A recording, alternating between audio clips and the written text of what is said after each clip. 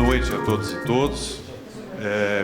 A Pró-Reitoria de Extensão Universitária e Cultura da Unesp se sente muito honrada em participar junto com a editora desta iniciativa.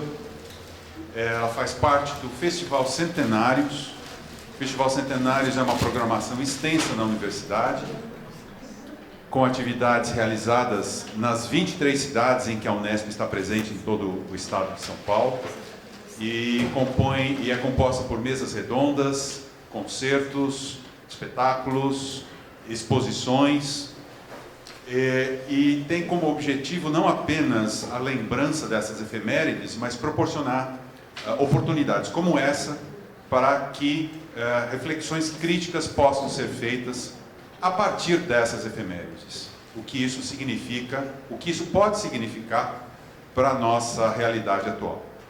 Então é um grande prazer para a Reitoria de Extensão Universitária e Cultura da Unesp participar da iniciativa, e gostaria então de passar a palavra ao Manuel Costa Pinto, que vai comandar os trabalhos. Obrigado. Eu gostaria de dar boa noite a todos e agradecer o convite da editora da Unesp e à Pró-Reitoria para fazer essa mediação, com duas pessoas que eu admiro muito, Luiz Gonzaga Beluso e Renato Júnior Ribeiro, que eu convido a se sentarem aqui, podem escolher as poltronas e daí eu passo as apresentações mais formais e começo esse debate que a gente vai fazer aqui sobre este tema. Fiquem à vontade aqui. Eu perguntei qual que tinha mais visibilidade, porque o mediador tem que ficar o menos visível possível, né, de preferência. É um prazer estar aqui com esses dois grandes intelectuais brasileiros. Eu vou ver do meu celular aqui a apresentação, que seria muito extensa se eu não tivesse um texto base, para dar início, então, à exposição do nosso tema, para a gente começar a conversa. Luiz Gonzaga Beluso, ao centro, aqui ao meu lado, professor titular do Instituto de Economia da Unicamp, foi secretário de Política Econômica do Ministério da Fazenda e de Ciência e Tecnologia do Estado de São Paulo, fundador da FACAMP e ex-conselheiro da FAPESP. Foi incluído em 2001 entre os 100 maiores economistas heterodoxos do século XX, no Biographical Dictionary of Dissenting Economists. E faltou na apresentação da Unesp dois títulos que ele tem, um dos quais ele se orgulha especialmente. Ele acaba de receber o título de doutor honoris causa pela Unicamp, porém, o título que ele mais se orgulha de sustentar é de ter sido presidente da Sociedade Esportiva Palmeiras.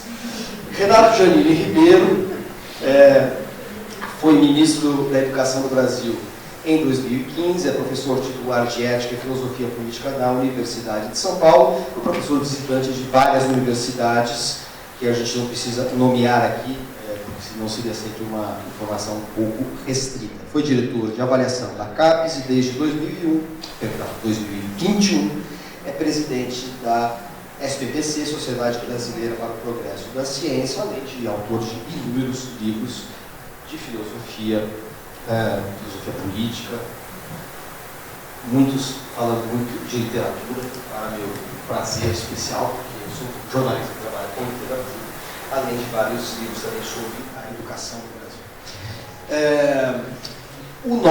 Boa noite, prazer ter vocês aqui, uma honra poder mediar esse encontro.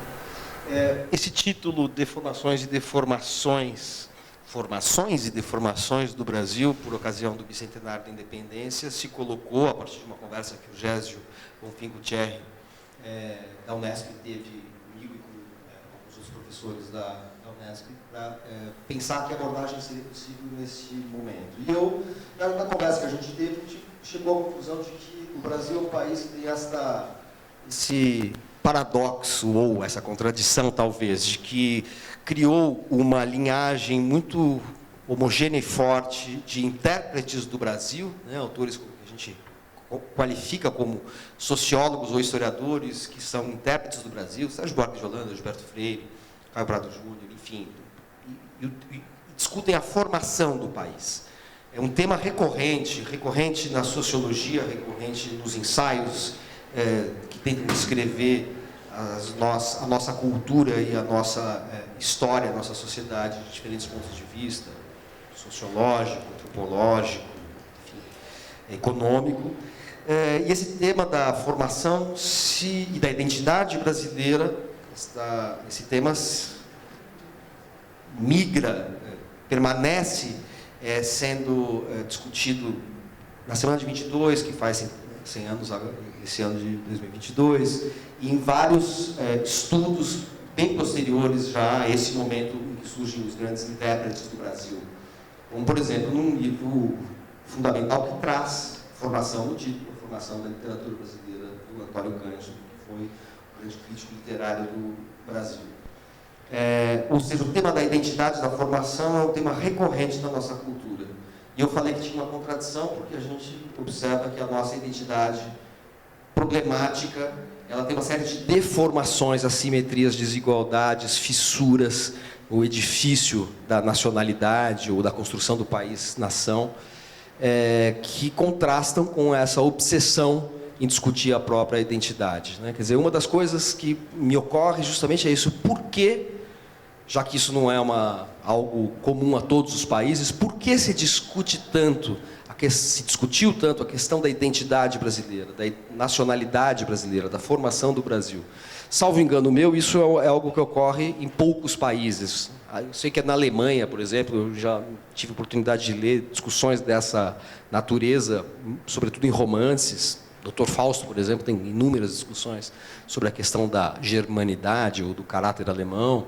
Os românticos alemães discutiram bastante a questão da identidade nacional e cultural alemã. O romantismo nasce daí, de certa maneira.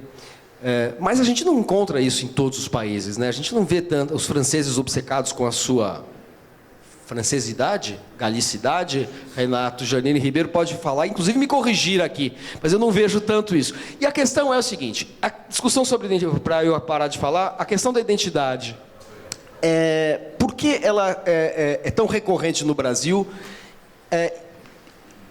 E quais são os motivos e as consequências disso? E daria para fazer uma comparação entre o que acontece no Brasil, ou aconteceu no Brasil, que gerou essa tradição ensaística, e outros países? Você estava pegando o microfone. Eu vou, então, falar só onde eu discordo no caso da França, depois vou engatar num assunto que eu pensei sobre o nosso tema. Caso da França. A França acredita profundamente na sua língua. A França acha que a língua francesa é algo absolutamente fundamental. Eu lembro um escritor francês que foi ministro da Cultura, autor de uma série de livros que eu gosto muito e que fizeram muito sucesso, Os Reis Malditos. Maurice Dorion disse uma vez que quando se fala bem francês é impossível mentir. Para a gente ver que alta conta ele tem a própria língua, bem como os franceses. A França é um país... Por exemplo, quando os países de língua portuguesa decidem mudar a grafia, eles fazem um acordo de 7, 8 países, não sei nem quantos são. Na França, a França decide. Ela está se lixando para o Gabão, para a Bélgica, para a Suíça, para o Canadá. Ela pensa só ela. Então, eu acho que o francês tem uma coisa da identidade muito fixada na língua. Mas não é problemática, né? E numa perfeição... Oi? Mas ela não é problemática, no sentido de que eles estão... Pelo que você está falando, eles têm plena consciência de que a identidade deles é eterna e imutável. Nesse sentido, sim, mas como existe uma coisa que chama história, realidade, mundo, e vai mudando isso, isso tem trazido uma série de problemas. Você veja, bom, não vamos entrar na política imediata, mas eles têm um presidente que aos 50 anos de idade nunca mais poderá exercer a presidência da República. Então, já estão preocupados com a sucessão dele, com o que tudo implica. Mas eu queria passar ao Brasil. Eu gostei muito desse título que você bolou, viu, Manuel? E dado a criação coletiva, de todo modo. Não atribua. Dado que a gente tem as 3 formações, a política, a econômica, a literária, por 3 extraordinários autores, então eu gostaria de pensar um pouco nas deformações. E nós estamos numa semana que deve provavelmente terminar com uma das datas mais decisivas da história do Brasil. Porque possivelmente no dia 2, ou se não no dia 30, mas numa dessas 2 datas, nós vamos decidir o futuro de um país que está rachado entre voltar a um esquema a um projeto de progresso, de melhorar, de integrar a sua população, de desenvolver-se, e um retrocesso nunca antes visto. Nós estamos com o pior governo da história do Brasil.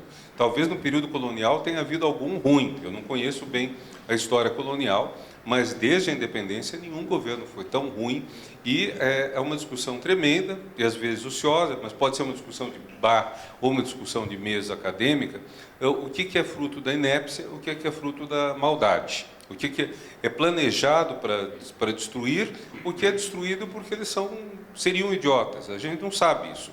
Mas o que eu queria chamar a atenção é sobretudo um ponto. Eu comecei a ver o mundo no final do governo Juscelino Kubitschek, já faz tempo. Outro dia eu estava pensando, do meu tempo de vida, quais foram os anos de euforia, quais foram os anos de depressão. E não há meio termo. O Brasil vive ou na euforia ou na depressão.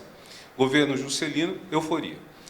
Inflação de Jango, primeiros anos da ditadura, o decênio todo de 1960, depressão. Milagre brasileiro, 3 breves anos de Copa do Mundo, de milagre, suposto milagre econômico, e aí termina, e o final da ditadura é um período de muita tristeza, depressão, bem como o período o período ainda devastado pelo legado da ditadura, um dos legados da ditadura, que foi a inflação. Depois, no primeiro mandato de Fernando Henrique, nós temos uma euforia, no segundo já não temos.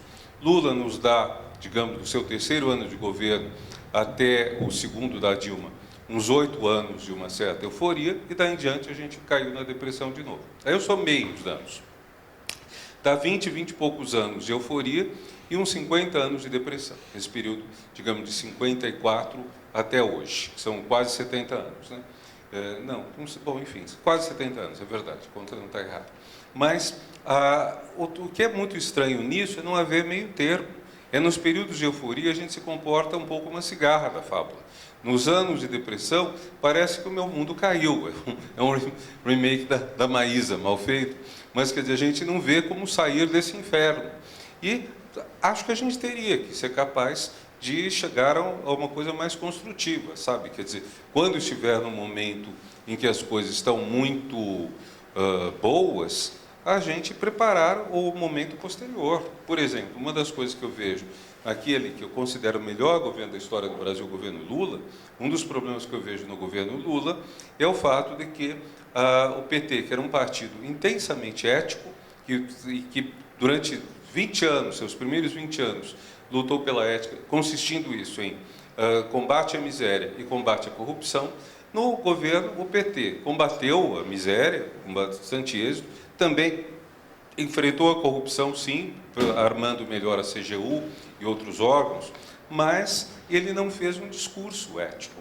E, em 2006, tivemos o paradoxo, depois de apenas um mandato petista, do candidato de oposição, por sinal hoje de novo candidato, mas à vice-presidência da República, o candidato de oposição ser apresentado por um Brasil decente, Alckmin presidente. Quer dizer, você conseguir colocar decência contra o PT em 2006 era uma novidade. Antes da eleição de Lula, muita gente era contra o PT ganhar porque o PT era puro demais. Tinha gente que dizia: o PT é muito honesto, ele não vai conseguir lidar com essa máquina, com essa coisa horrorosa, Congresso, políticos, etc. E eu acho que o governo petista falhou em não mudar realmente uma cultura política brasileira. Acho que esse foi um ponto.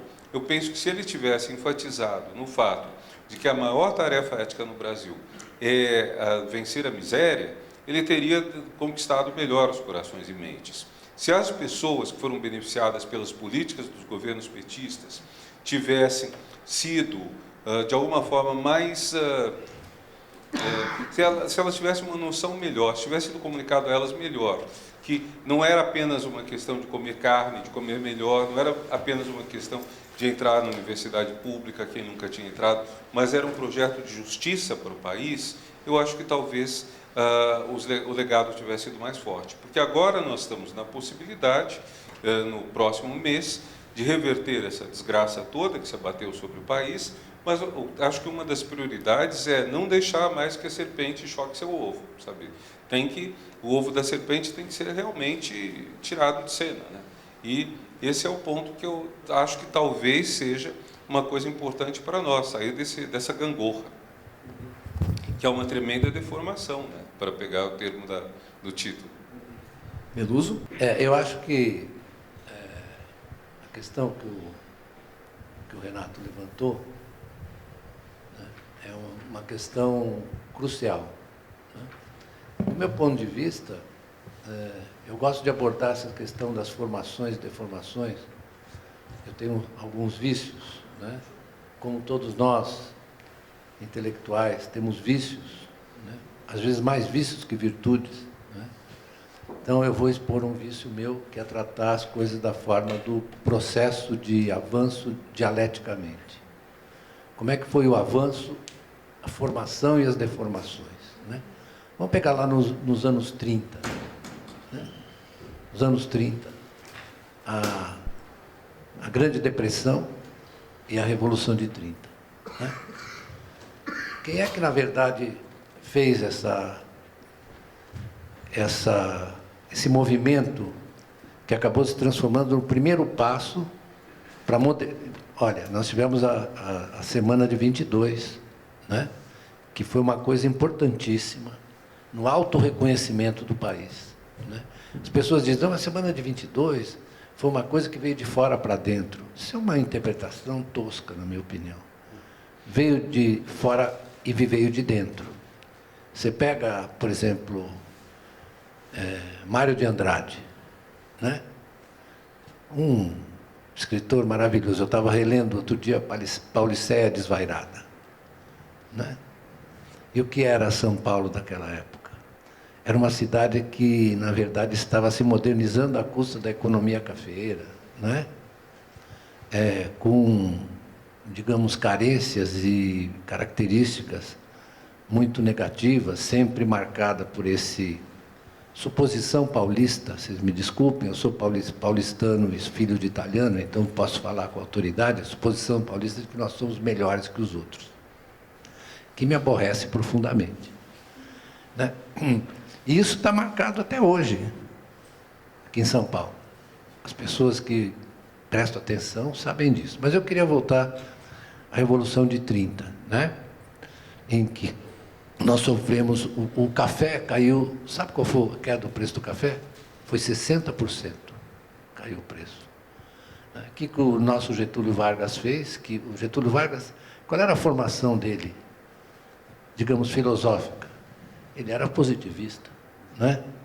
Então ele acreditava no progresso, acreditava na industrialização do Brasil, no avanço, etc. O que ele fez?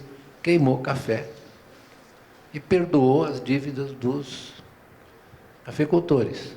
Então, por exemplo, meu avô, que era um comerciante, ele foi fazendeiro, meu avô paulistano, não o italiano.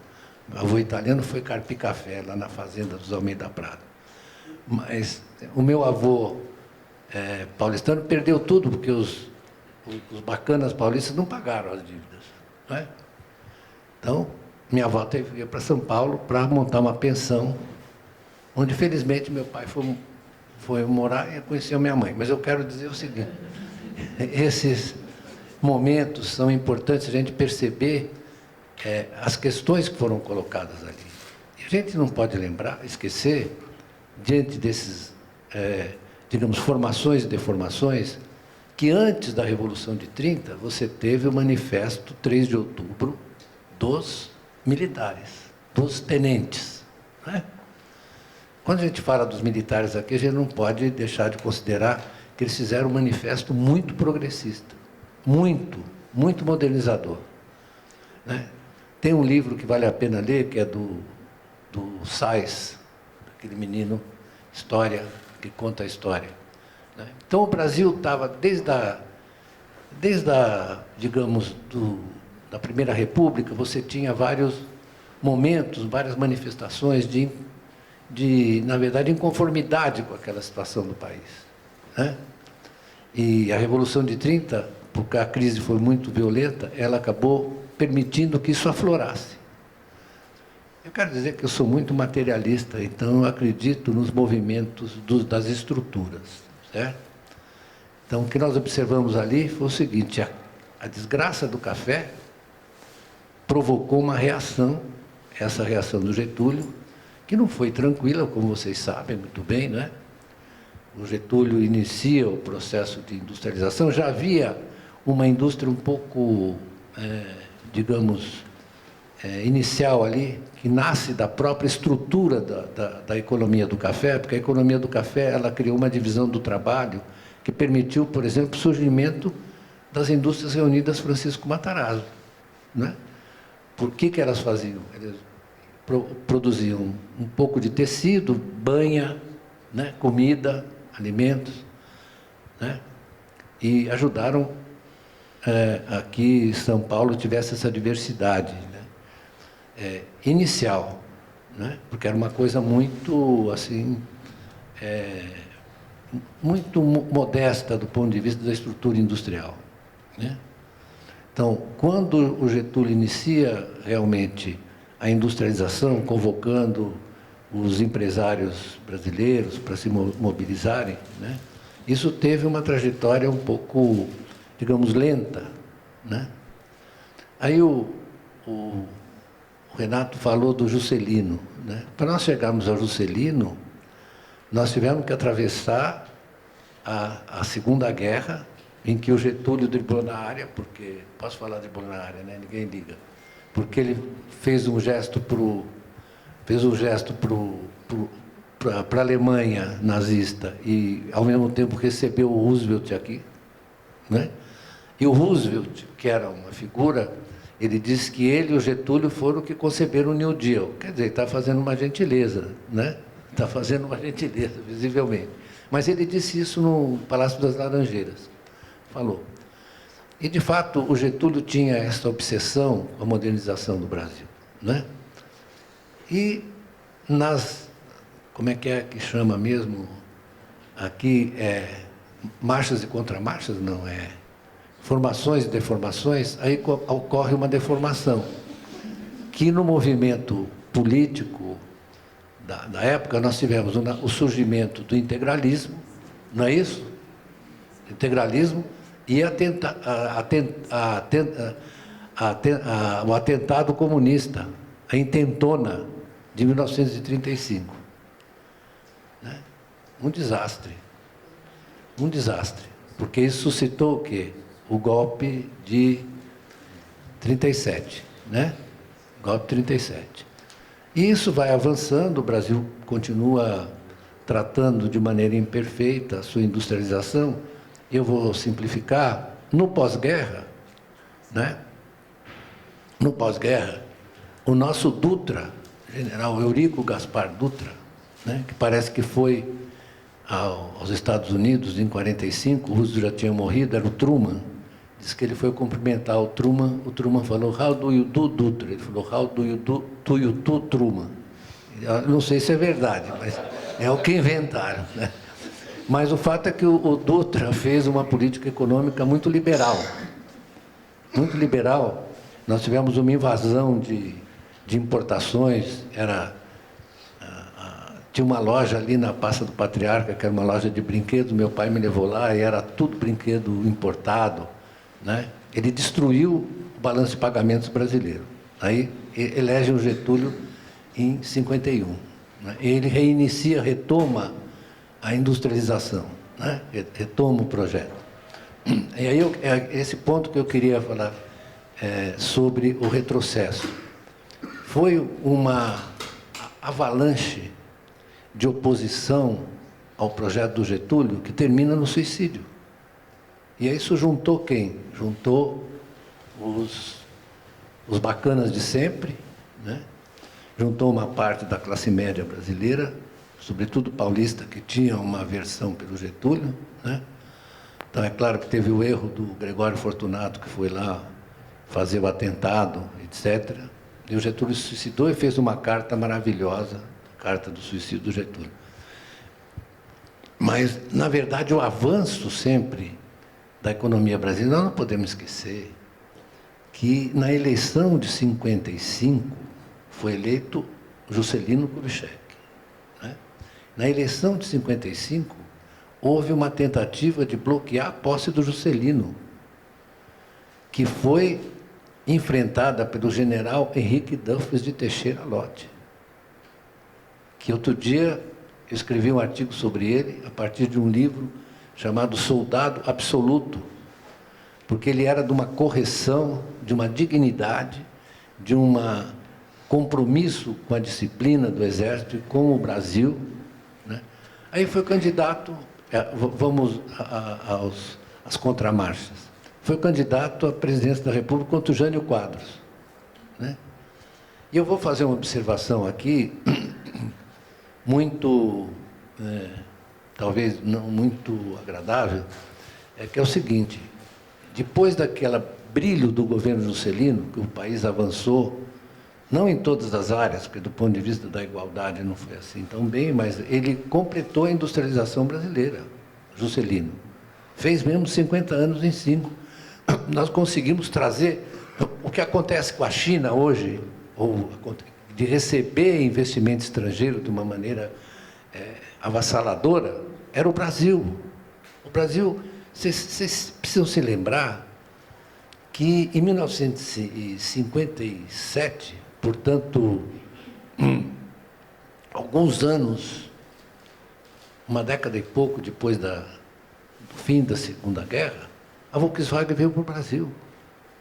Assim como outras empresas francesas, a Renault, etc., vieram para o Brasil. Porque o Brasil era um mercado atraente. Isso foi construído pela estratégia do Juscelino, que foi uma coisa que muito bem concebida, em que ele reuniu empresários nos grupos executivos. Foi uma concepção que nós precisamos rever isso, porque é muito importante. Uma concepção de como se administra a economia que não estava na mão de um tecnocrata, estava na mão dos participantes. Eu ainda, muito jovem, conheci vários deles que participavam dos grupos executivos, onde eles discutiam as estratégias ali.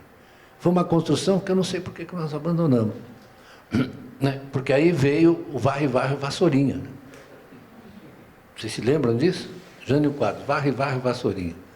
Toda vez que aqui se trata, o principal elemento da discussão política é a corrupção, pode ver que vai dar bobagem. Porque a corrupção é uma coisa que você tem que tratar no espaço jurídico, né? Você trata juridicamente. Agora, usar isso politicamente, isso é um empobrecimento, porque você não discute mais nada. Você fica discutindo o negócio da corrupção. Então, o Brasil tem essa inclinação por um moralismo perverso. Moralismo perverso. Você tem a lei, você tem os tribunais, você tem os juízes, você tem que usar isso. Isso é que é do Estado moderno. Tem um amigo meu chamado Mino Carta, que diz que o Brasil não passou pelos princípios da Revolução Francesa, né? Portanto, não respeita nem essa história institucional da separação dos poderes, etc., etc. Às vezes eu acho que ele exagera, mas às vezes eu acho que ele tem razão. Porque depois esse moralismo... Vejam só o caso do lado da Lava Jato, né? É um negócio inacreditável. Vocês me desculpem, mas meu pai foi juiz, um juiz impecável, né? Você não pode misturar, coisa que acontece muito no Brasil, as suas opções pessoais com o julgamento diante de um processo legal. O juiz tem que ser independente, isento. É claro que eu estou dizendo de uma maneira muito idealista, né? Mas esse é o princípio do direito moderno, não é isso? Não é o princípio do direito moderno? A independência do juiz. O juiz só julga quando ele é provocado. O juiz não pode ser o investigador e o juiz. Isso me parece elementar. E aqui no Brasil é tudo misturado. As pessoas misturam. E, além disso, nessa sociedade que nós estamos vivendo hoje, se vocês me permitem, os funcionários do Estado, que têm que ter a sua ética, o seu comportamento, eles se comportam como personalidades, como protagonistas. Isso é um desastre. Certo? Porque a função pública, sobretudo a judicante, ela tem que ser fundada sobre princípios e valores que têm que ser respeitados. Você não pode se transformar agora numa personalidade. Aliás, aqui esse negócio da personalidade me irrita profundamente, inclusive quando é comigo. Né? Porque isso é uma coisa muito ruim. Por que você é melhor que os outros? Você não é, você tem que se considerar um homem. Eu aprendi isso, que eu fui seminarista dos jesuítas. E toda vez que eu tenho um repente desse tipo, eu me sinto pecador. Então, não faço. Certo? Não faço. Tenho que respeitar os princípios da moral cristã. Aliás, falar em cristianismo, né, o que está acontecendo hoje é uma tragédia, porque eu leio todo dia o Sermão da Montanha, porque é o que deve nos guiar como cristãos, né? Que é uma lição inacreditável de moral. E eu fico muito ofendido quando vejo esse cristianismo utilitarista, né?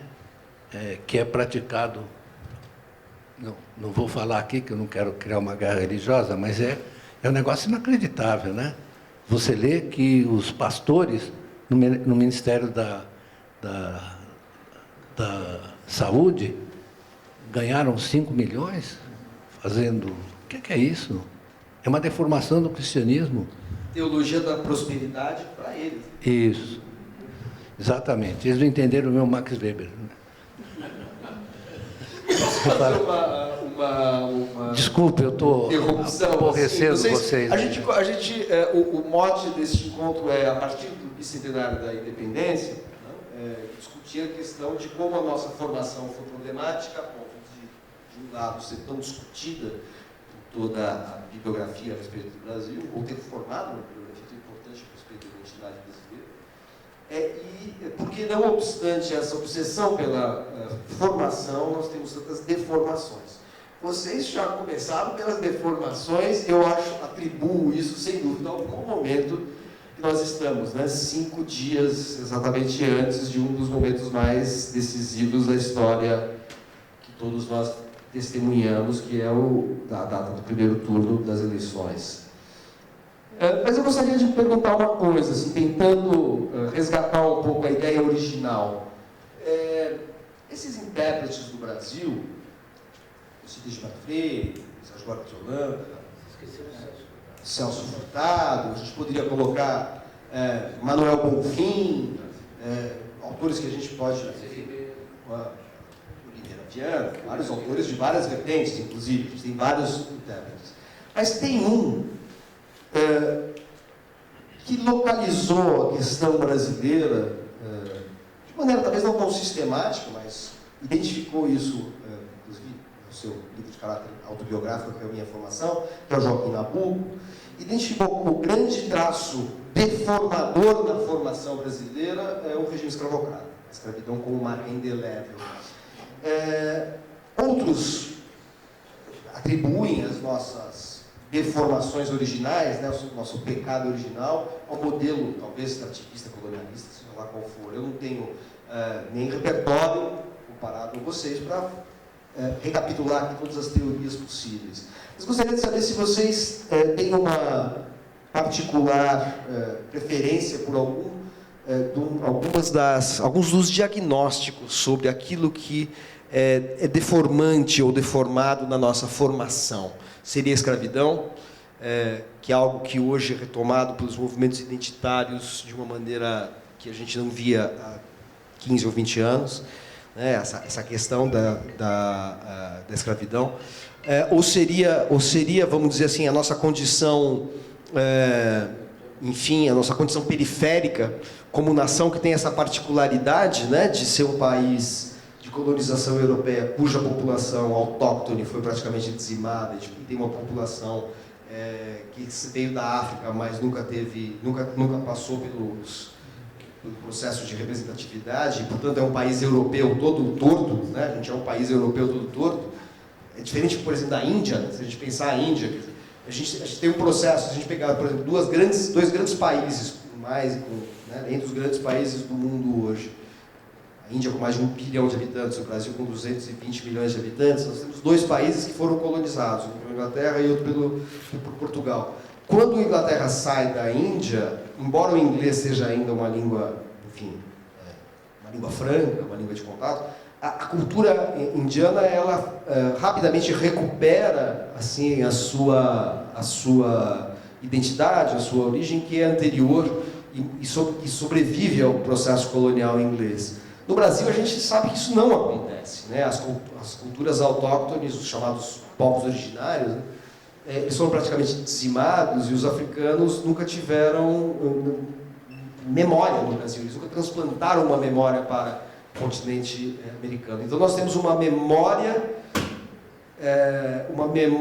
europeia que também não nos pertence. A gente habita uma espécie de um lugar, assim, como periferia da Europa. Um tema que, enfim, eu falei que o Brasil tem a singularidade de discutir essa questão da identidade, mas isso aparece na Argentina também. A gente tem vários críticos, né, teóricos assim, da sociologia da Argentina que abordam esse tema. O Borges, né, a gente pode pensar, na minha área, literatura, como alguns de vocês talvez saibam.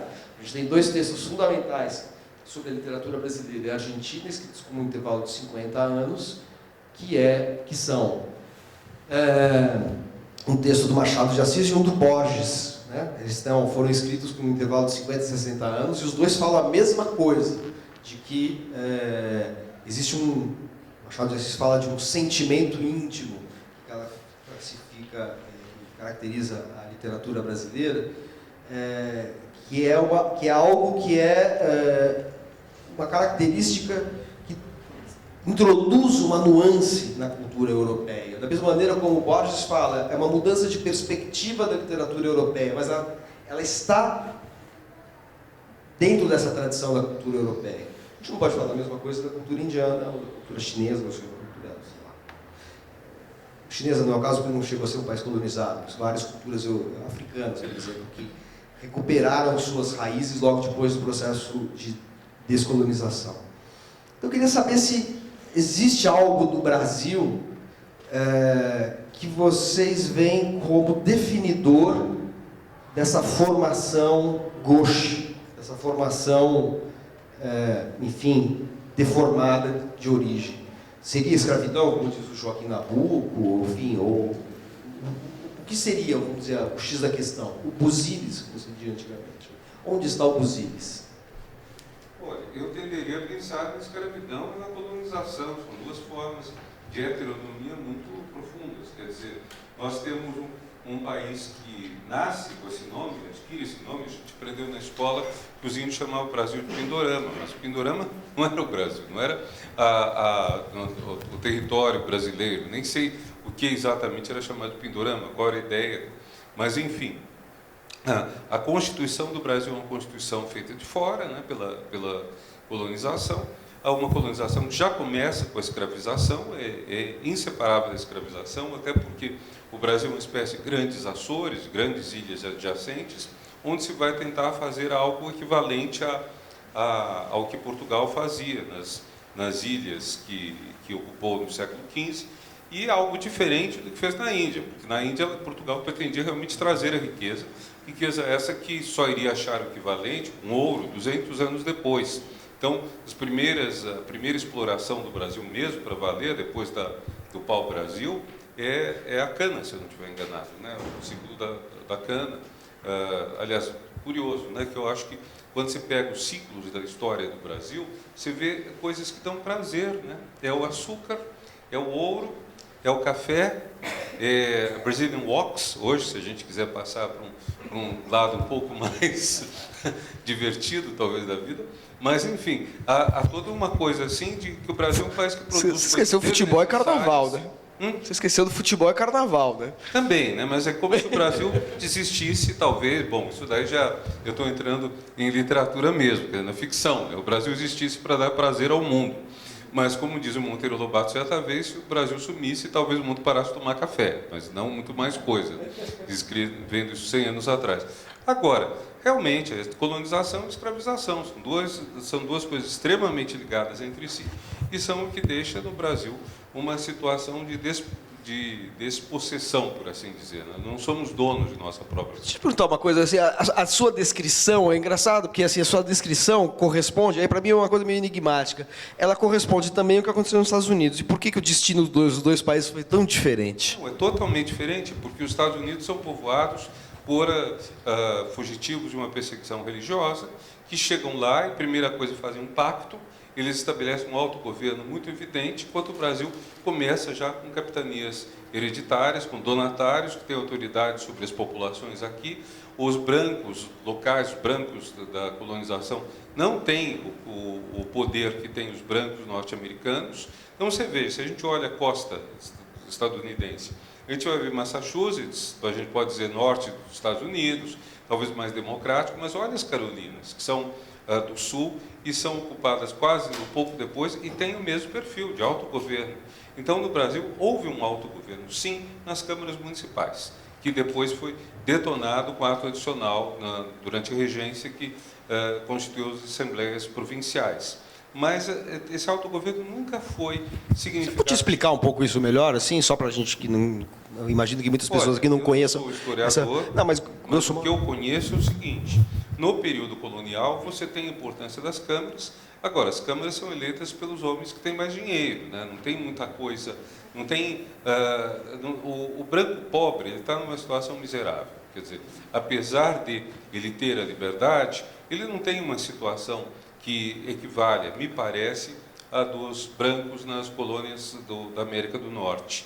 E isso tudo vai levar o país a constituir toda uma cultura muito mais até predatória. Quer dizer, quando a gente pensa aqui na nossa cidade tão orgulhosa, tão altiva, pensa que a nossa riqueza provém, antes de mais nada, da escravização de indígenas, das bandeiras que entram vão terra dentro, tentando prear índios, chegar talvez até o Peru para pegar prata, o que puderem. Eu li um livro, não sei se é da Isa Silveira Leal, quando eu era bem novo, que era uma história de bandeirantes. E era assim, o cara chegava até o Peru, e lá ele fazia uma mina de prata, e aí voltava para São Paulo, 40 anos depois, encontrava a moça linda, adolescente, porque ele era apaixonado, mas não é, e casa com ela, só que não é a moça, é a neta dela, né? Homônima e tudo.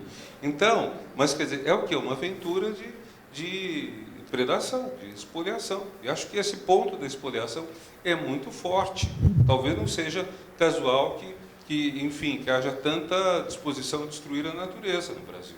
Quer dizer, E na regência acontece o quê? Aí muda um pouco o sistema de... na regência, o que eu sei é que o ato adicional que dá autonomia às províncias, autonomia restrita, porque o presidente de província continua nomeado pelo Poder Central e durante todo o Império eles vão ficar cerca de um ano e pouco em cada província. Dificilmente você nomeia presidente de província quem seja dela originário, para manter um controle centralizado maior. Agora, o que eu li a respeito é que o fortalecimento, a criação das assembleias provinciais, que limita um pouco o poder do respectivo presidente, mas não muito, mas essa criação esbulha um pouco do seu poder às câmaras municipais. Agora, eu não sei muito mais a respeito disso, para ser sincero, viu? De uma maneira que o poder central, digamos assim, recuperasse enfim, poder de intervenção, é isso? O governo no Brasil não é uma coisa que deita raízes como na América do Norte, porque esse é o ponto crucial. E em relação à América Latina, a gente tem uma diferença fundamental, Beluso, assim, em relação do ponto de vista da formação econômica, o que isso... Porque a gente tem características, por exemplo, falando em deformações, uma das coisas que saltam aos olhos quando a gente vai para países sul-americanos é que, embora eles tenham um PIB muito menor do que o do Brasil, mas muito menor mesmo, a Argentina talvez seja o segundo maior PIB, o grau de desigualdade não é o mesmo. Né? Assim, o grau de concentração de renda e desigualdade que a gente tem no Brasil é incomparável em relação à Argentina, ao Uruguai, a Chile, etc. Deixa eu fazer uma consideração aqui histórico-econômica, né? A partir do que o Renato falou. Nós temos que olhar, digamos, eu brinco muito com meu amigo Fernando Novaes, que é professor de História, professor maravilhoso, foi meu professor e foi meu colega depois. O Fernando diz, eu não me conformo com as pessoas dizem que os portugueses descobriram o Brasil. O Brasil não pré-existia ao descobrimento. O Brasil foi integrado, né, ao mundo, digamos, mercantil ocidental pelo movimento de expansão portuguesa e espanhola, né? As duas com, em determinado momento, uma participação da Holanda, né? Que esteve por aqui, foi lá para as Antilhas, né? Então, nós temos que olhar o movimento da economia mercantil, né? Movido, sobretudo, por Portugal e Espanha. Depois, quem se apoderou disso foi a Inglaterra, isso já no século XVII, né? Que a Inglaterra superou a Holanda, superou a Holanda como potência mercantil. Então, o que nós temos que observar é que esses países são construídos a partir dessa relação de dominação mercantil, né? Desse tipo de capitalismo mercantil. O que caracteriza, sobretudo, o capitalismo mercantil? O capitalismo mercantil, o que caracteriza é exatamente a combinação entre a exploração com mão de obra escrava, né, e o controle dos fluxos de comércio. Estou simplificando, tá? Mas, fundamentalmente, é isso. Então, o Brasil foi construído assim, né? Foi construído como um país que estava submetido a essas regras. Depois você tem todas essas questões domésticas, de administração, etc., que o Renato mencionou. Mas você fica a ver, a formação do Brasil é inseparável dessa dependência da economia mercantil, né? E isso é muito determinante, muito determinante, né? E nós vamos observar depois os ciclos sucessivos, né? Porque isso corresponde também às transformações do espaço criado pela economia mercantil central, né? A Espanha e Portugal, que foram importantes, depois eles passaram a ser menos importantes, né? Porque cederam essa primazia para a Holanda primeiro e depois para a Inglaterra, né? Se você for olhar, digamos, o movimento dessa estrutura, você vai ver o seguinte, que ele caminha mais ou menos se reproduzindo da mesma maneira, se expandindo, né? Quando é que é o domínio inglês na Índia? 1770. Isso. E termina no pós-Segunda Guerra. 47. Estou certo ou estou errado? 1947, né? Na Índia. Muito bem. Mas as incorporações foram diferentes, as formas foram diferentes, né? Porque, na verdade, eu posso estar enganado, mas a Inglaterra entrou por dentro do organismo hindu, né? Entrou por dentro. E aqui não, sempre foi uma coisa heterônoma. A dominação era muito clara, né? Então, o Brasil era sempre objeto de uma predação colonial, que incluía a escravidão. Olha, vamos nos lembrar do seguinte, que a partir do século XVIII, por exemplo, século XVII, XVIII, o liberal John Locke, tinha uma empresa de tráfico de escravos. Olha que legal, liberalismo, interessante, né? Ele tinha uma empresa de tráfico de escravos. E é um dos pais do liberalismo, né? Porque dizia que, na verdade, a propriedade decorria do trabalho, certo? Não sei se era do trabalho dos escravos, parece que não. Parece que, né? Vocês sabem disso, eu não preciso explicar para vocês.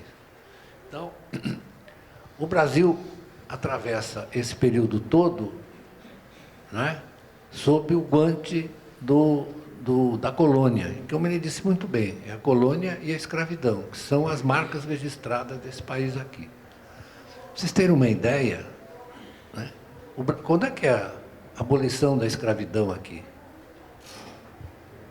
89. Quando é que é a 88. Quando é que é a guerra de secessão nos Estados Unidos? 65. Né, por aí. Muito bem. Ele falou dos Estados Unidos, eu vou fazer uma qualificação. Não estou corrigindo ele, estou fazendo uma qualificação. Porque o norte dos Estados Unidos tinha uma economia mercantil capitalista em formação. Os escravos, sobretudo, estavam no sul, porque era a produção de algodão para quê? Para a metrópole. Certo? Tanto que a guerra de secessão é isso. Né? A guerra de secessão, sobretudo, é um conflito entre o norte.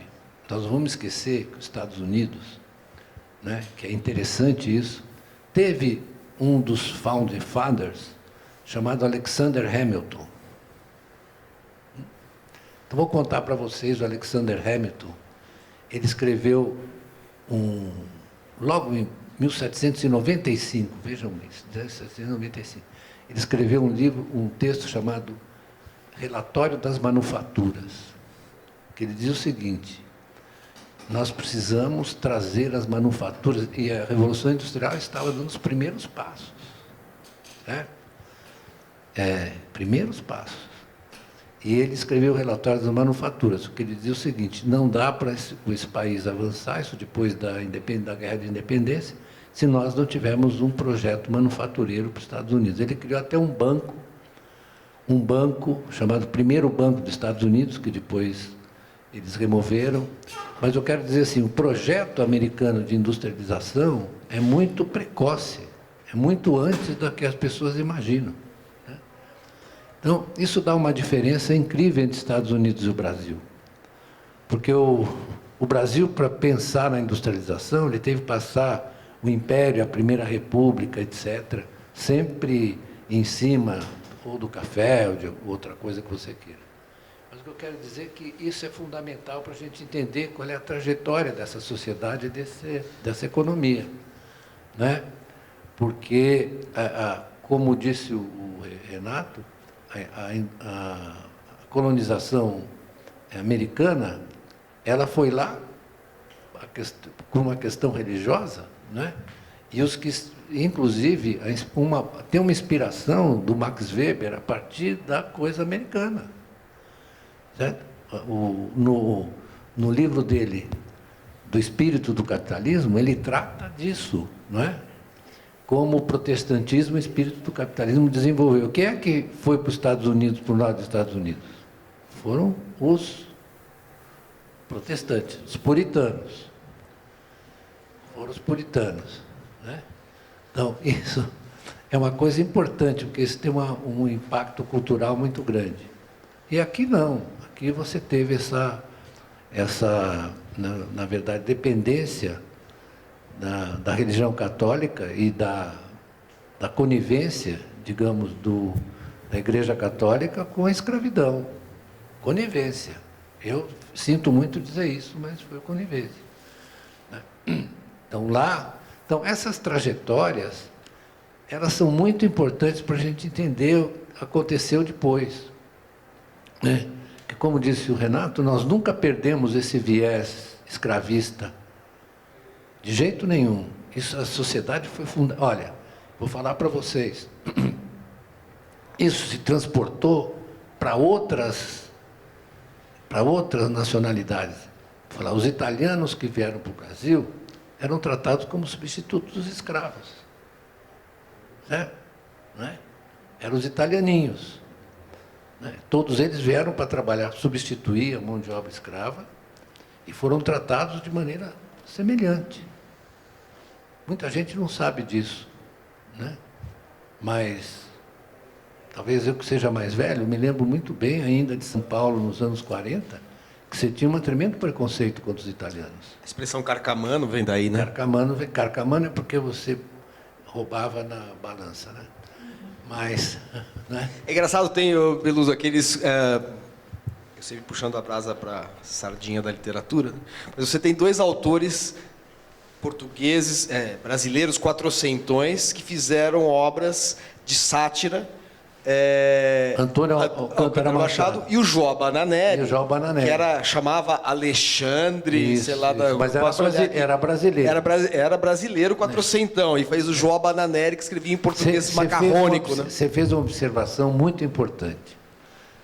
Antônio Alcântara Machado era um paulista quatrocentão, né? O João Bananelli era Alexandre Marcondes de alguma coisa. Isso, era Alexandre Marcondes. Isso, muito bem observado. Eu, aliás, outro dia estava relendo o Brás Bexiga e Barra Funda, né? Que tem a morte do Gaetaninho, né? E depois tem um capítulo que é assim, Coríntios 2, palestra 1. Que esse é particularmente trágico, né? Mas é muito interessante porque tem uma discussão no bonde das torcidas, né? Então, e depois eu estava lendo, aliás, o prefácio do Antônio de Alcântara Machado, que deve ser lido, porque ele faz uma comparação entre a migração italiana e a vinda dos vários primeiros índios, depois os escravos. Ele trata de todos os subalternos, na sua trajetória. Então, isso aqui é assim, né? Isso é o nosso DNA. Certo? E esse DNA, ele volta, certo? Ele reaparece, né? Reaparece de uma maneira trágica, às vezes, como nós estamos observando agora, né? Porque essa questão da desigualdade, como você disse, ela está no cerne da sociedade brasileira, né? E a desigualdade é uma coisa que é praticada pelas classes abastadas, é praticada de uma maneira muito clara. Só vocês verem da empresária lá na Bahia, que disse o seguinte: olha, o trabalhador aqui da minha empresa que for votar no Lula, eu vou demitir. Certo? Entre outras coisas. Eu posso citar vários casos, né? E, por exemplo, né, eu tinha um amigo que, quando via jogo de futebol comigo, ele dizia assim: ah, porque aquele negrinho não joga nada. Ele não dizia aquele branquinho não joga nada. Certo? Ele dizia aquele negrinho, né? Então, isso aí é muito marcado. E, às vezes, é inconsciente. O cara faz isso inconscientemente. Não é que ele faz por maldade, é porque ele é assim. Ele se sente assim. Ele faz assim. Ele não toma o menor cuidado de perceber quais são as diferenças, etc., das pessoas, né? Então...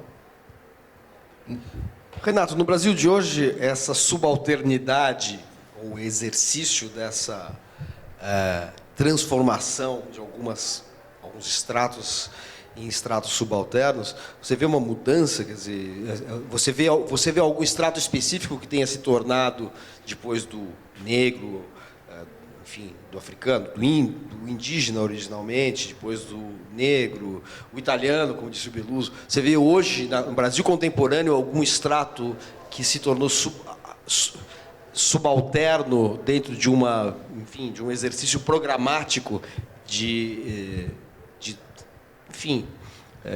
produção de desigualdade?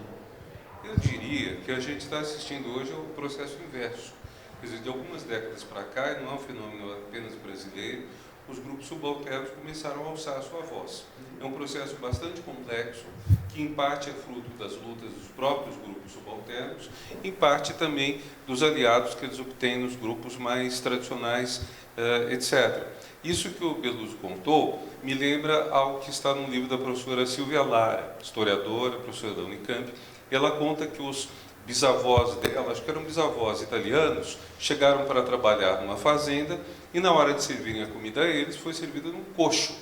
E aí a bisavó falou: meus filhos não são cavalos para comer no coxo. Pegou as malas que tinha trazido, tirou os pratos, mas entrou os pratos da Itália, e serviu os pratos.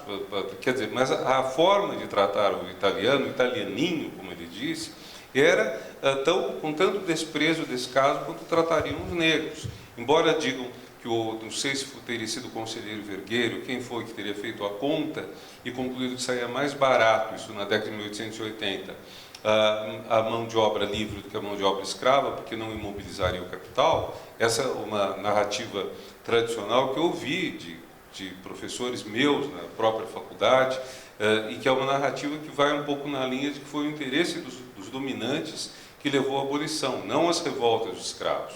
Aí os trabalhos sobre revoltas dos escravos começam a ser publicados talvez na década de 70, eles são muito interessantes para mostrar como o Brasil estava numa situação pré-insurrecional, ou mesmo insurrecional, em 1888. Então, o que nem sempre é tão evidente. Por exemplo, o livro é muito bom o livro da Angela Alonso, sobre os votos, sobre a participação dos abolicionistas. Mas ele corre risco de minimizar as revoltas negras, que vêm pelo menos desde...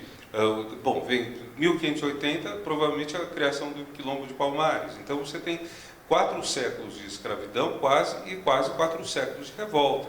Agora, o que nós temos visto nas últimas décadas é que todos esses grupos historicamente subalternos, no Brasil 3 ou 4, quer dizer, você tem os negros, você tem os indígenas, você tem as mulheres, e talvez a gente possa também falar dos grupos LGBT.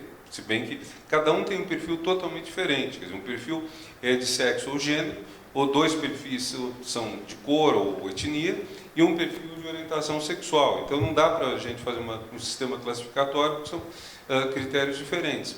E a gente vê que todos têm alçado a voz, e que isso tem mudado muito as coisas.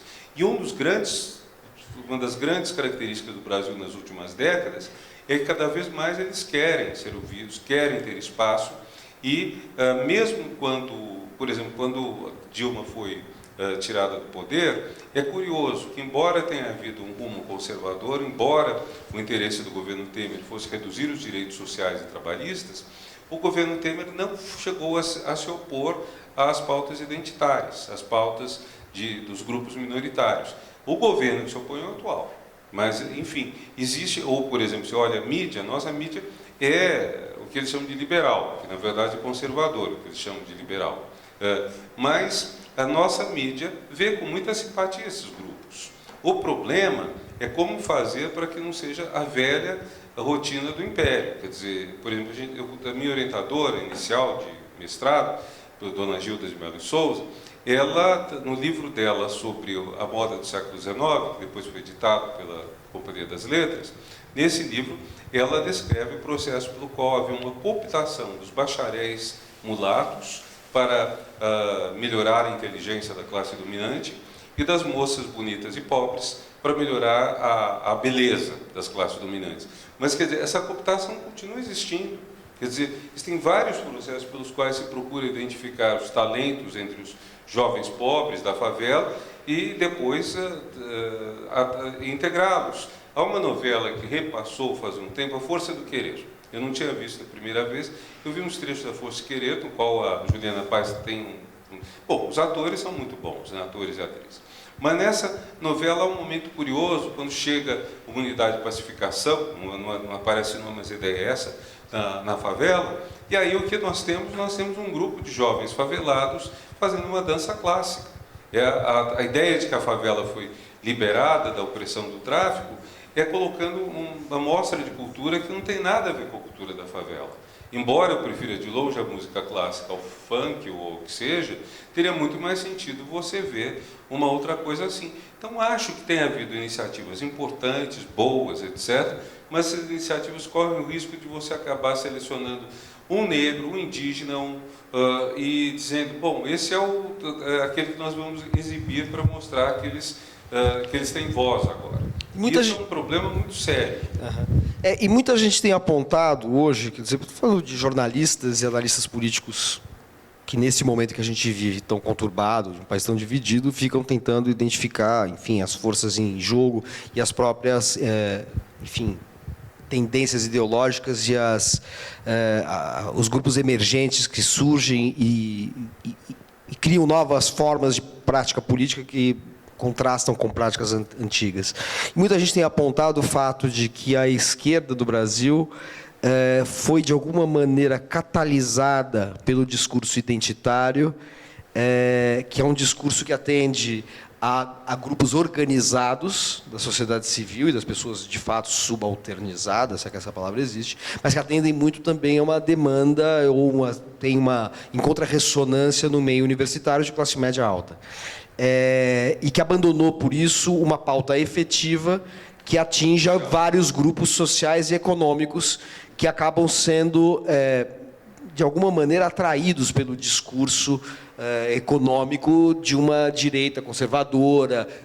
Os próprios movimentos evangélicos têm um sentido assistencial, embora haja aquela teologia da prosperidade, que é uma teologia que atende aos interesses dos próprios pastores e das próprias igrejas. No entanto, existe uma proteção social, né, oferecida pelas igrejas. A gente sabe que, por exemplo, nas prisões, a atuação dos pastores protestantes, dos pastores evangélicos ou neopentecostais, é muito importante, né? Você conversa com o Drauzio Varela e ele fala, não, o que controlou a disseminação da AIDS e a violência, o estupro nas penitenciárias foi a divisão clara entre as facções e a intervenção dos grupos neopentecostais.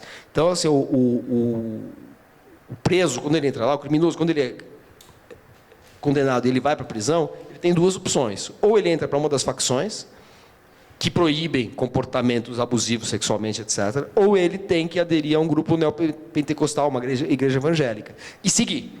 Porque se ele simplesmente aderir e não seguir as regras, depois a facção mata. Tem um sistema judicial ali próprio. É uma coisa muito complexa. Mas o fato é que as igrejas neopentecostais oferecem uma assistência social e econômica, um amparo econômico, muitas vezes, que a esquerda abandonou ou minimizou dentro do seu discurso, se voltando muito para o discurso identitário. Você acha que isso aconteceu, de fato? Eu acho que sim. Quer dizer, se bem que é bom lembrar que o identitarismo na Europa e no Brasil são coisas totalmente diferentes. Quando a gente lê discussões sobre a Europa, identitarismo é a xenofobia. O identitário francês é quem quer a pureza dos franceses, dos alemães, seja dos italianos, com a nova futura primeira-ministra da Itália, mas aqui a ideia identitária é uma ideia de subalternos que estão erguendo sua voz, se bem que eu fico sempre em dúvida se realmente está indo todo mundo, estão indo só alguns, entende? Quer dizer, vocês não estão criando uma nova divisão dentro deles. Eu posso dar um palpite? É o seguinte, né? É muito interessante esse fenômeno do identitarismo. Né? Eu estou lendo uma psicanalista francesa chamada Elisabeth Roudinesco, que se chama O Eu Soberano, que ela coloca todo esse processo identitário da perspectiva da capacidade de absorção da sociedade concorrencial capitalista. Então, isso que ele está dizendo é muito importante, porque você seleciona algumas figuras. Por exemplo, eu estou notando, né? Eu tenho que ouvir a Globo News, não há outro jeito, né? Não tem outra forma. E aí é o seguinte, estão lá as mulheres, a maioria das... Estou fazendo uma observação sociológica, né? Não quero que depois venham me dizer que eu sou machista, não sou não. Mas mulheres, homens negros, etc., que o sistema vai selecionando para, na verdade, legitimar a sua soberania, o seu poder, né? Então, isso não acontece para todos. Quer dizer, o problema que é um problema coletivo, social, é transformado num problema individual. Veja só, a fulana de tal, o fulano de tal, etc., estão lá na Globo News, estão nessas redes sociais também, né? Então, vamos ver o que está acontecendo, porque esse sistema é muito poderoso, do ponto de vista da construção de significados. Muito poderoso. Nós não podemos subestimar. Porque eu vou citar aqui alguns autores, vocês me permitem, não é pedanteria, vou citar o pessoal da Escola de Frankfurt, sobretudo o nosso Adorno, né? Que ele escreveu um livro chamado sobre a dialética do esclarecimento, a dialética do iluminismo, né? Que ele mostra que essas coisas que são oferecidas pela visão iluminista original, elas são deglutidas pelo sistema e se transformam no seu contrário. Não é isso a dialética do iluminismo? Né? Claro que ninguém mais lê Adorno aqui, né? Eu sou um sujeito completamente fora da curva, né? Abaixo da curva, né? Porque eu não me considero melhor que nada, mas estou dizendo, o Adorno pegou o espírito, né? Como você vai deformando aquilo que, na verdade, é uma proposta de avanço humano, né? Que nós estamos assistindo, lamentavelmente, é que isso pode se transformar numa coisa individualista, de busca do protagonismo, quando você tem que lutar pelos outros que não estão aí, estão, né? Os teus semelhantes que não estão nessa. A gente não pode abandonar isso nessa sociedade. E isso que está acontecendo é uma coisa sistêmica, não é um problema de maldade ou ruindade. É a forma como funciona, né?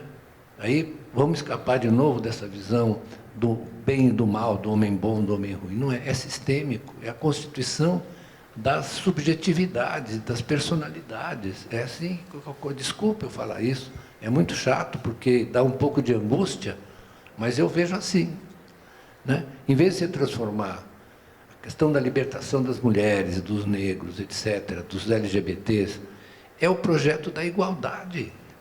Nós temos que lutar pela igualdade. Esse é o grande valor que, como diz o Karl Marx, se me permite, o capitalismo criou esse projeto de igualdade e liberdade, só que ele não entrega. Ele criou, mas não entrega, né? Ele não entrega a mercadoria. Então, a gente tem que perceber claramente como é que ele faz. Ele projeta as coisas, processa as coisas assim, né? É um problema muito mais profundo do que a gente imagina, e a gente tem que ter humildade suficiente para reconhecer essa situação, né?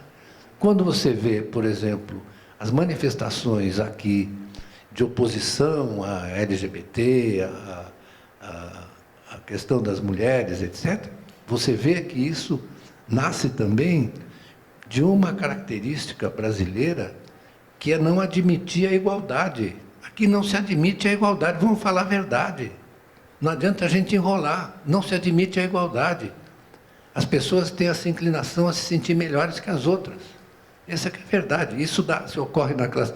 Olha, eu recomendo, vou falar um livro da Barbara Ehrenreich, falar uma mulher, uma socióloga americana, que escreveu um livro sobre a classe decadente. Ela fala da decadência da classe média nos Estados Unidos, e isso disparou, né? Por exemplo, o que culmina na não aceitação da diferença.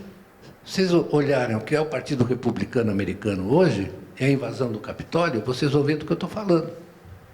Certo? O que eles são? Eles não admitem aquilo que os Estados Unidos consideram um valor. Certo? O valor da democracia, da igualdade, etc. Eles não admitem. Então, nós estamos observando isso, e eu, particularmente, olho do ponto de vista de como esse sistema se desenvolve entre a formação das subjetividades e o comportamento dos indivíduos e dos grupos sociais. Se vocês me permitem, eu acho chato isso, porque isso dá um pouco de angústia, né? Mas sinto muito, a angústia faz parte da vida. Vocês têm perguntas para Gonzaga Beluso e para o Renato Jardim Ribeiro, porque nós temos aqui um microfone disponível para a plateia. Quem tiver alguma questão, a partir de agora a gente pode alternar perguntas. E eu lembraria um livro que é um tanto esquecido dele, que foi resultado de uma pesquisa que ele fez no período que ele estava nos Estados Unidos, A Personalidade Autoritária. Isso, falou muito bem. Eu acho que não há obra mais atual do autor do que essa. Você tem toda a razão. Eu me curvo a sua sugestão. Personalidade autoritária, nós devemos ver como é que ela se forma, como ela se desenvolve. De uma maneira sistêmica. Uma implicação, porque é o seguinte, ao mesmo tempo que aponta as características da formação de uma personalidade autoritária, está implícita a ideia de uma personalidade democrática também, né? Isso. Que é o seu contrário. Seu contrário. Então, ele escreveu esse livro nos Estados Unidos. Ele já estava nos Estados Unidos. Exato. Inclusive a participação de pesquisadores americanos. Isso, perfeitamente, é isso mesmo. Tremendo livro. Muito obrigado pela sugestão. Eu gostaria de ouvir um pouco de vocês, como é que vocês veem o papel da universidade nesse momento, né? Acho que nós temos aí uma defesa, nossas 3 universidades, da política de cotas, tá? E o vestibular indígena da Unicamp, por exemplo, bem interessante essa experiência, né, que você tem hoje, são cerca de 2.000 alunos de diferentes etnias, né, que estão ali, aquela convivência, a gente aprender essa convivência com o outro, né, e parece que tem um movimento forte que está transformando a sala de aula. Eu gostaria de ver o que vocês pensam nisso. Eu soube dos vestibulares indígenas há poucos dias, conversando como pró-reitor de graduação da USP. Eu tive em 2 eventos na USP sexta-feira e aí falaram. E do que me chamou a atenção, que eu acho que é típico de todo projeto progressista, é o seguinte: você começa a resolver um problema, você vai ver quantos problemas ele traz no seu bojo. No caso, o que o pró-reitor comentou comigo é que na hora que você decide fazer vestibular para os indígenas, que é uma coisa absolutamente necessária, importante, etc., você precisa não só adequar todas as provas, exames, para respeitar as culturas deles, mas também é preciso levar em conta que eles têm uma organização da família que implica que muitas vezes não seja apenas o aluno que muda, vamos dizer, para São Paulo, mas vem outros familiares. Então, acho que esse é um exemplo, assim, sintetiza bem tudo que a gente tem que fazer em tudo. Quer dizer, você decide, por exemplo, vamos pegar um exemplo que o Fernando Haddad fez no MEC. Ele, havendo 150 mil escolas públicas no Brasil, ele mandou entregar a cada uma delas uma biblioteca. Então, compuseram-se bibliotecas com clássicos, Sérgio Buarque, que o Manuel mencionou mais de uma vez, certamente Machado de Assis, vários outros autores, e foram entregues. Entregaram, e aí várias escolas disseram que não tinham estante. Aí então toca colocar estante. Não tinha bibliotecário. Então o que você vai fazer? Vai contratar bibliotecário, vai formar pessoas para serem bibliotecários, e aí chega o quarto ponto. Nem os professores têm muito hábito de leitura. Então, quer dizer, você resolve um problema, aí esse problema desnuda outros problemas, que às vezes são mais profundos até. Não é uma razão para a gente desistir de fazer isso, mas é para perceber que é muito complexo. Eu diria, talvez entrando um pouco nessa área do Beluso, o seguinte: toda vez que a gente tem um projeto progressista no Brasil, ele tem uma dificuldade extraordinária, porque o Brasil é um caso de sucesso em projetos regressivos. O Brasil é um país que foi criado para ser uma sociedade excludente, escravocrata, autoritária. Nisso ele é um sucesso, é um case. Quer dizer, esse pessoal que gosta de dar case de sucesso deveria pegar e falar: olha, essa startup startou e continuou com amplo sucesso, são 400, 500 anos de sucesso desse modelo. O que rompe com isso? Getúlio, sobretudo no mandato constitucionalmente eleito, João Goulart, Lula, Dilma. Isso é finir, quer dizer, é mais ou menos isso que rompe. A todos vale um pouco o poema da Cília Meirelles. Toda vez que um justo se levanta, um carrasco vem matar. Quem não presta fica vivo, quem é bom manda matar. Então, quer dizer, é uma sociedade que foi feita toda nessa direção. Quando a gente quer romper isso, é um trabalho gigantesco, que tem o risco, por exemplo, que eu e o Beluso comentamos, de você transformar o movimento de libertação na cooptação de alguns nomes que se destacaram, e que então são aceitos. Então, você tem algumas pessoas de alta qualidade, alta qualificação, e isso é o quê? É superação. E aí, não é à toa que a gente vê esse termo superação tendo tanto destaque hoje. A pessoa superou a condição difícil da vida dela. E não é isso não funciona mesmo. Quer dizer, isso não é democrático, não é justo, continua desperdiçando uma quantidade gigantesca de talentos, dos quais a gente nem sabe. Quando eu fui diretor da CAPES, já faz o quê? 15 anos, o presidente da República, que era o Lula, ia visitar a Índia. Então mandaram várias missões preparatórias da visita, porque quando o presidente viaja, não vai negociar nada, tudo já está pronto para ser assinado. E aí, eu me sentei com o pessoal da Índia, equivalente à CAPES, da qual eu era diretor de avaliação, e começamos a discutir acordos de troca de pesquisadores, e aí a instrução que eu tinha do presidente da CAPES era nanotecnologia, biodiversidade, e uma terceira desses temas, vamos dizer, muito queridos hoje na pesquisa científica. E aí os indianos propuseram. E por que não estudos indianos no Brasil e estudos brasileiros na Índia? E começamos a conversar, de repente um deles me perguntou como a gente lida com a medicina tradicional brasileira. E eu lá para saber o que é a medicina tradicional brasileira. Falei, ele deve estar se referindo a caboclos e indígenas, a mestiços e indígenas. Era isso mesmo. Bom, o que nós temos de estudo sistemático disso? Eu lembro Drauzio Varela dizendo, isso não tem valor, não existe. Quer dizer, lembro, ao passo que na Índia a medicina ayurvédica é uma coisa de milhares de anos que é estudada, como acupuntura na China, etc. Né? Mas quer dizer, o que nós sabemos das culturas dos povos originários? Nós sabemos muito pouco. Temos grandes trabalhos, extraordinárias pessoas que conviveram. Quem não tenha visitado, eu recomendo que visitem o Museu Xingu, um museu privado que fica na rua José Maria Lisboa, quase esquina com a 9 de Julho. Eu fui lá com um ex-aluno meu, o Orlando Vilas Boas Filho, e foi o pai dele que doou as obras que estão lá. E foi extraordinária a visita lá com o Orlando Filho, porque ele ia contando do Quarupi, em homenagem ao pai dele, quando o pai dele morreu, um negócio fantástico. Jamais pensei que eu fosse me encantar por um funeral, mas ele descrevendo o que é feito, o que é o Quarupi, é uma coisa maravilhosa. Agora, o que nós sabemos? Sabemos muito pouco. Então, nisso tudo, as cotas, em realidade, você aludiu, né, Raul? Quer dizer, as cotas para outros grupos, elas têm que deixar de ser simples, tem que chegar um momento que realmente você tem as multidões de negros, indígenas, e todos entrando na universidade. E o Brasil, é bom lembrar, nós estamos titulando quase 25 mil doutores por ano. É muita gente.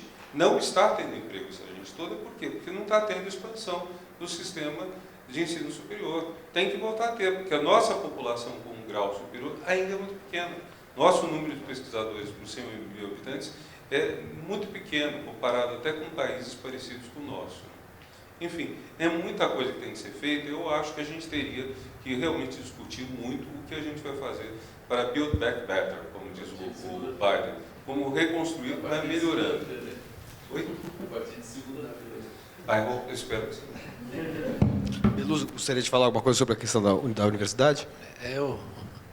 Eu acho que a gente está dando uns passos na direção correta, mas eles são muito complexos. Acho que está na direção correta e a gente tem que enfrentar isso mesmo.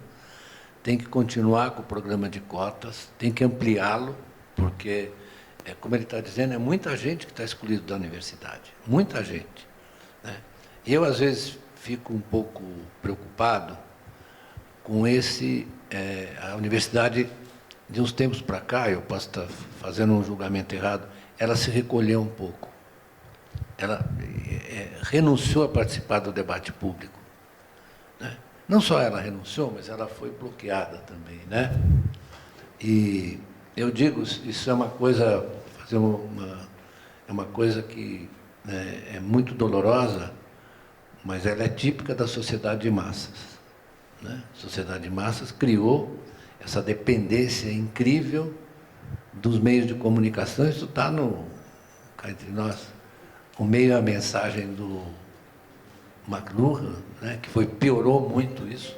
Na verdade, o governo do PT ampliou muito o espaço da universidade, né? Isso foi interrompido.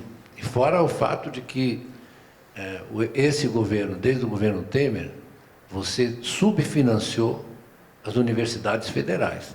Eu fui outro dia a Goiás, que cometeram um erro mesmo que a Unicamp cometeu, de me dar o prêmio de professor emérito, e eu fui lá conversar com a reitora, e é uma coisa angustiante, angustiante.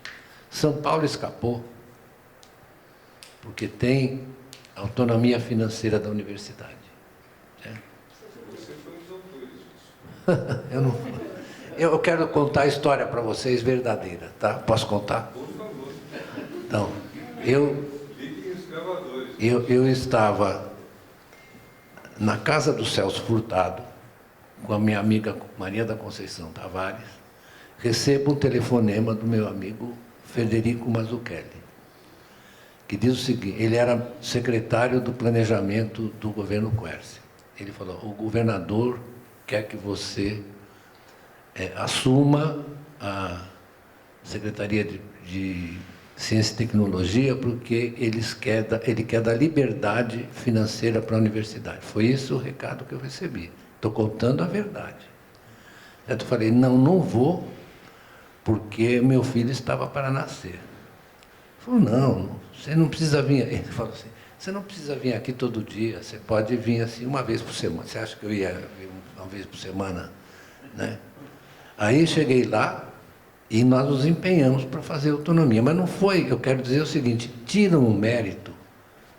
Sei que eu convivi com o Quercia desde que ele era prefeito de Campinas. Então, eu sei muito bem quais eram as qualidades e os defeitos. Tinha uma coisa, ele tinha uma dimensão de espírito público maravilhosa, né?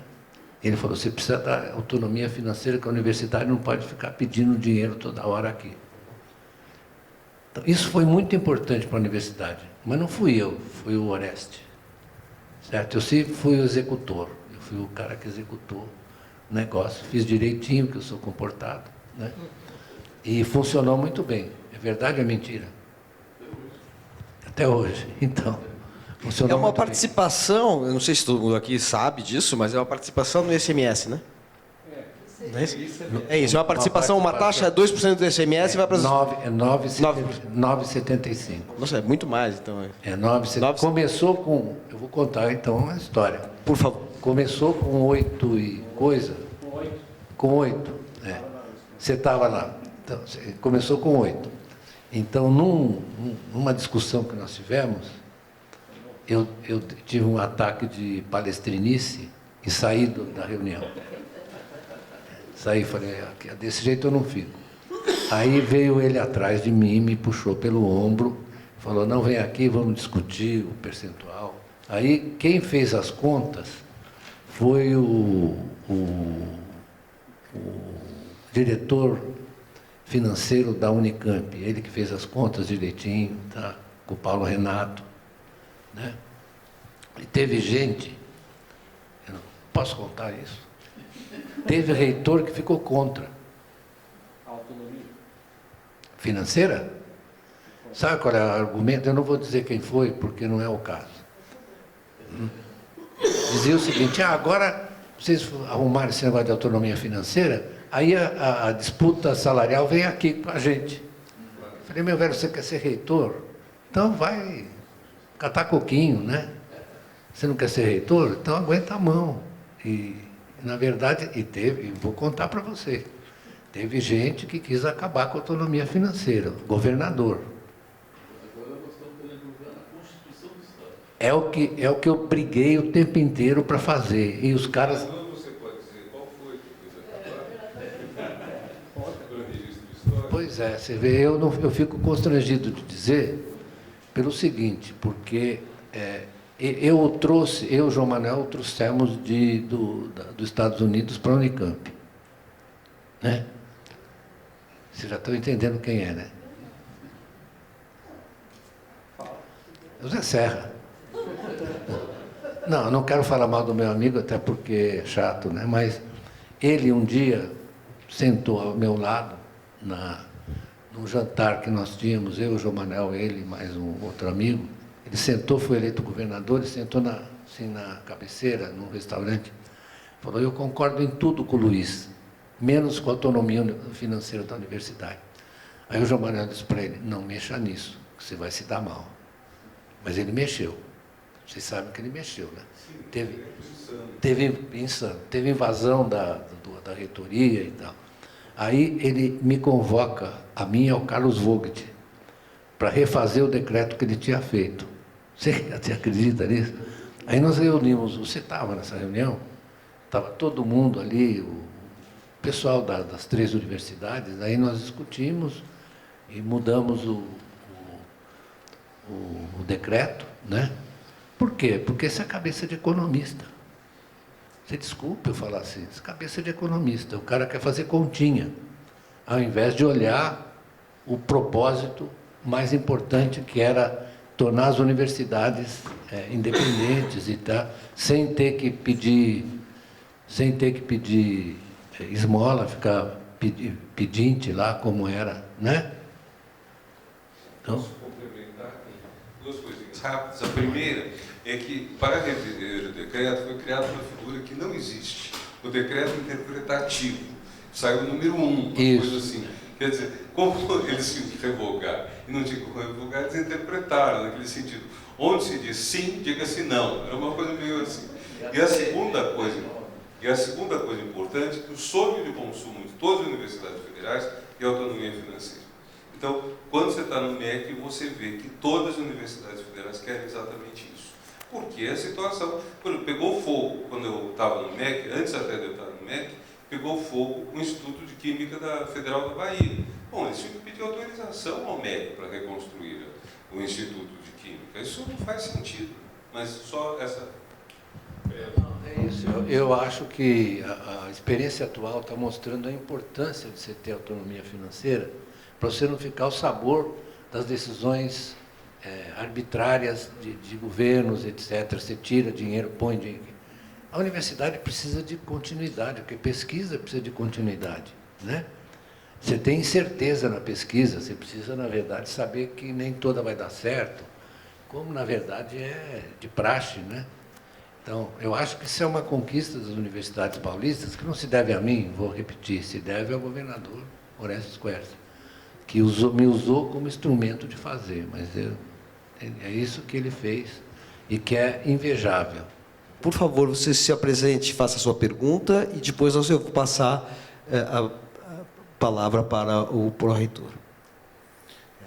Obrigado. Meu nome é Anselmo.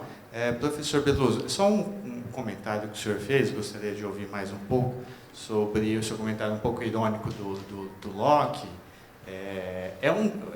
O senhor está fazendo uma crítica ou é um demérito que o senhor vê em relação a ele e às obras dele? Eu estou falando que, na verdade, a hegemonia inglesa era mais importante para ele do que os valores morais da escravidão ou da não escravidão. Ele era um inglês no século XVIII, certo? E ele estava vivendo a vida do inglês de classe alta. Era um liberal, não estou dizendo que ele não era. Tudo que ele falou tem a ver com um certo liberalismo, né? Eu, por exemplo, prefiro Rousseau. Tá certo? Prefiro Rousseau, mas não estou fazendo uma crítica moral. Estou simplesmente apontando um fenômeno histórico estrutural. Ficou satisfeito? Não. Obrigado. Entrar nessa cidade de Barra de Chuva foi difícil. Eu agradeço ao Paulo que abriu aí, né, o evento. É uma atividade, então, muito agradável essa conversa, muito bom. Obrigado ao Manuel, né, essa interlocução. E a gente está aqui, né, no MASP, acho que é um lugar simbólico para isso. E a ideia, como falou o professor Beloso, né, a universidade tem que vir mais a público, promover mais esse tipo de discussão, né? E a Unesp está se propondo a isso, né? Então, essa mesa faz parte de uma parceria da editora da Unesp, né? Nossa pró-reitoria, dentro do que nós chamamos de um festival Centenários, né? Então, uma série de mesas, a gente quer olhar um pouco para esses processos, tanto da Semana de Arte Moderna, mas aqui os 200 anos do Brasil, mas do ponto de vista crítico, né? Um olhar para todo esse processo, para a gente tem uma tarefa grande pela frente, né? Uma mensagem de esperança, que a gente tem muito trabalho pela frente para retomar muitas agendas, fazer esse Brasil, né, retomar uma série de políticas públicas que foram judiadas aí nos últimos tempos. Então, a gente só tem a agradecer, né, ao professor Renato, ao professor Beloso, que a gente faça mais, né, Kátia? Então, obrigado aí a presença de todos, né, e eu vou encerrar. Eu gostaria de dizer duas coisas. A primeira coisa, eu agora falo como presidente da Sociedade Brasileira para o Progresso da Ciência, que é o braço político, mas não partidário, da comunidade científica brasileira, tendo atualmente mais de 170 sociedades científicas a nós afiliadas. E esse período tem sido muito difícil, o nosso mandato da atual diretoria começou em julho do ano passado, e nós temos tido que lutar em favor das verbas do CNPq, da manutenção do Fundo Nacional do Desenvolvimento Científico e Tecnológico, em defesa da pós-graduação e da CAPES, todos muito maltratados pelos atuais tempos. A SBPC, pelo seu estatuto e também pela convicção da sua diretoria, não participa de campanha eleitoral, isso é claríssimo. No entanto, nós da diretoria decidimos fazer exortações aos eleitores sobre a importância dessa eleição. Estamos publicando uma série de vídeos nas nossas redes sociais. Eu já gravei uma, Fernanda Sobral, Paulo Artacho, nossos vice-presidentes, gravaram também, pegando mais os focos específicos de cada um. Mas nós estamos exortando para que as pessoas votem com muita atenção nas prioridades que a gente discutiu. A SBPC, como outras entidades, fez discussões sobre o que deveria ser um projeto de Brasil e entregou os candidatos. Esse projeto de um Brasil novo está na nossa página da internet. Então, convido todos que quiserem lerem isso, a seguirem nossos vídeos, e a exortarem as pessoas para votarem com muita consciência, não só para os cargos majoritários, mas também para deputado federal e estadual, que são casos em que as pessoas votam, às vezes, de última hora, por uma indicação mal feita. Eu conheço uma família que são pessoas muito instruídas, muito qualificadas. A mãe votou no Bruno Covas para prefeito, os filhos votaram no Boulos e os 4 votaram no Partido Novo, o que indica, para vereador, o que indica uma falta de coerência até, né? E essa coerência tem que haver. O segundo ponto que eu queria observar é: nós estamos, ao término de vários anos de degradação do país, a diferença talvez seja são 4, são 6, mas são anos de intensa degradação do país, e isso vai ter que ser recomposto. Agora, o que é muito importante, nós temos visível que vai ser muito trabalhoso. O Raul já tocou na questão do trabalho que vai ter, mas é muito trabalhoso. Para cada ano de estrago, talvez a gente demore mais de 1 ou 2 anos para recompor. Então, 4 ou 6 anos implicam 8 ou 16 anos pela frente. Podemos acelerar? Podemos, mas precisaremos de muito empenho e precisaremos saber, acho que é uma questão muito importante, como vamos organizar, como vamos hierarquizar nossas demandas e nossas propostas. Não é possível, não é imaginável que dia 1º de janeiro nós entraremos na Terra Prometida. Vai ser muito difícil. Nós temos extraordinárias áreas que foram debilitadas, apenas lembrando, o supercomputador sediado, agora não lembro se em Cachoeira Paulista, mas Tupã, um ano atrás, quando a gente assumiu, eu e Paulo Artacho fomos visitar o INPE, que estava com o diretor que sucedeu o Ricardo Galvão, e que foi forçado a sair pelo autoritarismo e negacionismo do atual governo. Com o Tupã, ele está funcionando na base da gambiarra, né? Quer dizer, não há dinheiro. No ano passado havia até o receio que não houvesse dinheiro para pagar a conta de luz do Tupã, quando precisaria, na verdade, substituir o Tupã. A informação que eu tive é que um supercomputador como esse, que é essencial para os cálculos de previsão do tempo, ele tem 6 anos de vida útil. E você já estava esticando para uns 10, agora deve estar com 11, porque o novo custaria mais de 100 milhões de reais. Isso, você pensando no benefício que ele faz para o agro e para o turismo, é nada. Né? Mas o que nós temos? Nós temos equipamentos nas universidades que foram instalados a alto custo de investimento, com muito esforço e dedicação da comunidade acadêmica, e que, de repente, por uma questão de centavos comparado com o valor percentual baixo de manutenção, eles são degradados. Então, nós temos que saber que isso tudo tem que ser revertido, mas não vai ser revertido sem esforço da nossa parte. E é muito importante a gente contribuir para reconstruir isso que foi destruído, mas reconstruir em melhores condições. É o que eu queria dizer e agradecer a vocês e exortar todos a participarem desse trabalho, que vai ser fundamental para o país. Muito obrigado. Beluso, suas considerações finais, por favor. Não, eu acho que o Renato falou o que é essencial, e eu não tenho dúvida que nós vamos precisar de paciência, persistência e planejamento. É isso que eu falei aos meus amigos, falei hoje. Posso dizer isso para vocês, o meu amigo Luiz Inácio. Falei, não vai ser fácil, não. Ele é meu amigo mesmo, mas muito antes, desde os anos 70, eu frequento lá São Bernardo do Campo. Né? Então, ia lá para falar, fazer palestra e tal. E ele sabe disso, que é preciso, não vai ser fácil, precisa de muito planejamento, persistência e paciência. Né? Persistir, insistir, porque não vai ser fácil, não. Não vai, não. Porque, como ele disse, a destruição foi muito profunda. Então, paro aqui. Agradeço a vocês. Bom, então eu agradeço aos nossos convidados aqui.